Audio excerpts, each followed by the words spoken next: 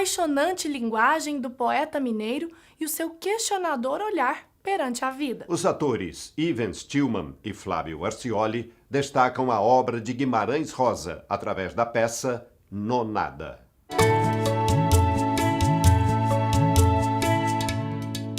Quem assiste e quem a criou enquanto peça teve a sensibilidade de compartilhar com o leitor, com o espectador, com o seu público, um novo olhar sobre aquilo que a gente chama do diabo. O diabo vive dentro do homem, dos crestos do homem. Ou é homem arruinado, ou homem dos avessos. Eu peguei a primeira parte do Grande Sertão Veredas, fiz uma pequena compilação da discussão o que é Deus e o diabo. E na segunda parte do texto, linkando com esse mesmo tema, eu coloquei a adaptação da Renata Polottino do texto Sarapalha e Outras Histórias, que fala exatamente que o diabo que vem e leva a amada dos dois primos.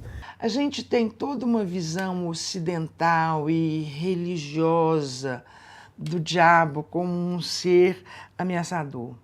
Na verdade, a gente vai entender, a partir dos recortes e da belíssima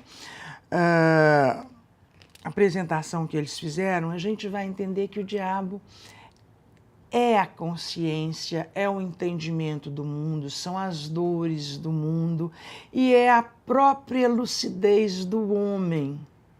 Então eu acho que a peça, nesse sentido, com todos os recortes, com todas as ênfases, ela vai trazer para nós essa dimensão do homem dentro do mundo. Sertão é isso.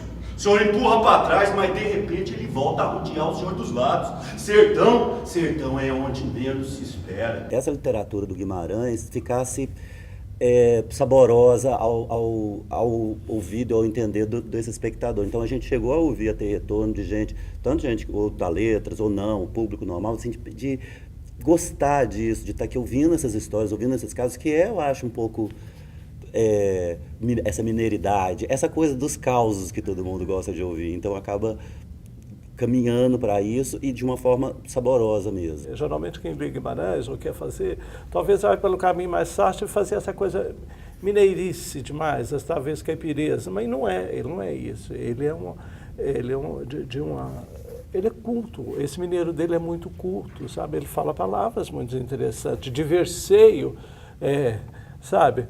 Ela reza com muita meremerência. Então, o que é isso, meremerência? Até que você vai achar o sentido disso. Ler Guimarães Rosa é buscar o diferente. Então, ele tem palavras difíceis, ele cria um vocabulário muito interessante, que é misto de uma série de prefixos e sufixos da língua portuguesa, criando outras palavras. Então, ele tem uma palavra que eu acho muito bonita, mil-maravilhamento. Uma única palavra querendo dizer a maravilha do mundo naquele momento. Falo por palavras tortas. Eu conto essa minha vida que eu não entendi. Não se aveste. Não queira chuva em mês de agosto. Já conto. Foi muito interessante uma das pessoas que vieram assistir no primeiro dia falou: olha, as 3 primeiras falas do texto eu pensei que vocês estivessem falando em italiano. Mas depois eu fui entrando naquilo tudo e aquilo tudo foi ficando tão comum para a gente que eu me sentia que eu estava na fazenda junto com meus tios, com essas pessoas próximas aqui de mim. Isso para mim foi um retorno muito interessante. Porque na verdade quando você começa, todo o texto do Guimarães, você começa primeiro parágrafo, as 3 primeiras linhas, você fica, gente, o que ele vai dizer disso daqui? Aonde é que ele vai? Mas à medida que você vai lendo, que você vai penetrando no texto, aquilo vai te trazendo tanta imagem, tanta descoberta, é muito bonito, é muito gratificante fazer e ler Guimarães Rosa. A gente vive interrogando as interrogações que o Guimarães coloca para a gente, buscando entender e buscando essa paixão. Eu acabei escrevendo uma série de artigos e escrevendo mesmo um livro que eu chamei de um tecelão ancestral, como se o Guimarães fosse, então, o tecelão de uma obra sem início, sem meio, sem fim, mas uma obra que fosse universal. Então, na verdade, tudo aquilo que eu escrevi sobre Guimarães é muito de uma curiosidade, é fruto de uma curiosidade, mas de um olhar próprio sobre aquilo que ele escreve. Então, eu tenho a impressão que o Guimarães é sempre atemporal. As coisas que ele escreve podem ser lidas, seja hoje, seja daqui a 100 anos, elas terão sempre uma dimensão universal e encantatória.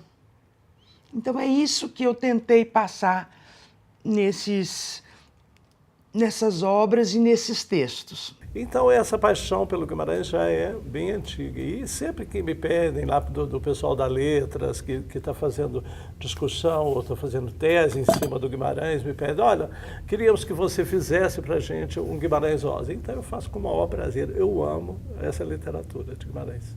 Vida é sorte perigosa, mais remosa do sertão.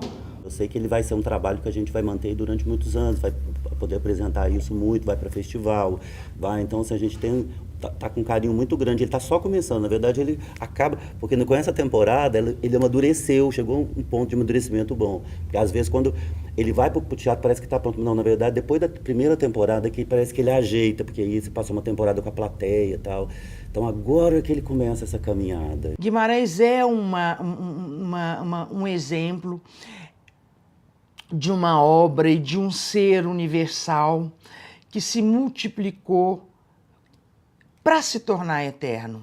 E uma eternidade que só vai contribuir para a melhoria desse homem que é o homem do século XXI, tão angustiado, tão cheio de urgências, tão cheio de expectativas não resolvidas. Então eu acho que Guimarães ajuda a gente a entender melhor o mundo. É uma lição de vida, é uma lição de coragem. Eu só quero um lugar bonito para me deitar no chão e se acabar. Se acabar.